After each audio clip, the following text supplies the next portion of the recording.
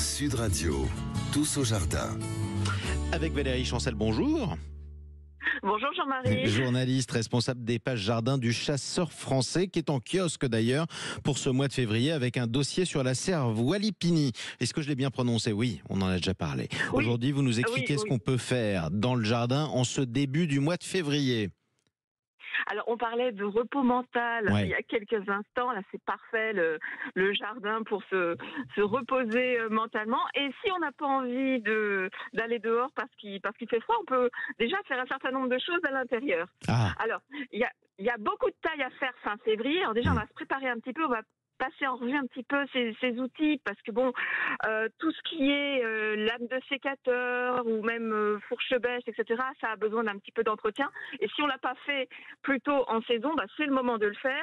Alors pour faire bref, Lilian Didier, qui est justement le jardinier forgeron très créatif qui a créé la serre Walipini, dont on parle dans le Chasseur Français de février, il m'a aussi donné des conseils pour entretenir les lames du sécateur. Il m'a dit, alors les lames du sécateur, faut prendre de l'huile de pépins de raisin, parce qu'elle a un pH neutre et elle va donc surtout pas s'oxyder et faire rouiller l'acier. Faut surtout pas prendre de l'huile de lin qui, elle, est utile pour adoucir les manches en bois, mais surtout pas sur les lames métalliques. Et alors, l'huile d'olive, c'est pas terrible non plus parce que c'est légèrement acide. Donc, si on veut prendre un petit peu soin des c'est lames, dommage, ça sent meilleur. on prend de l'huile de pépins de raisin, à la rigueur de l'huile de tournesol. Voilà, ça c'était pour la petite astuce pour prendre soin de ces outils. Alors sinon, pour se faire vraiment plaisir, se détendre, il y a les semis qui démarrent. Si on n'a pas envie de sortir dehors.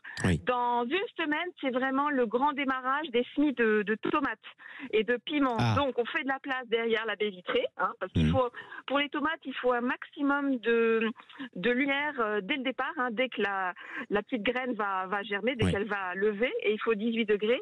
Donc, on fait de la place, on aménage une petite table basse, des plateaux, on commence à mettre des petites terrines avec du terreau de semis, etc.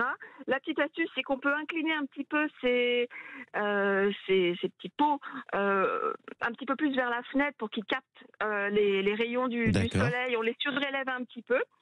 Voilà, on fait comme ce qu'on appelle les côtières, mais ça c'est plutôt à l'extérieur. Quand vous avez une plate-bande qui est inclinée pour capter davantage les rayons du soleil. Alors il y a plein de choses à semer en ce moment. Il y a le basilic, il y a donc bientôt les tomates, les poivrons. Il y a la ciboule, le cerfeuil, les fraisiers aussi. On peut semer des fraisiers.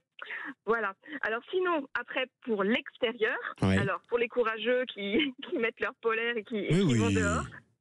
Voilà. Alors là, c'est le moment de tailler la vigne et les actinidias. Alors l'actinidia, c'est la liane qui porte les kiwis et les kiwais.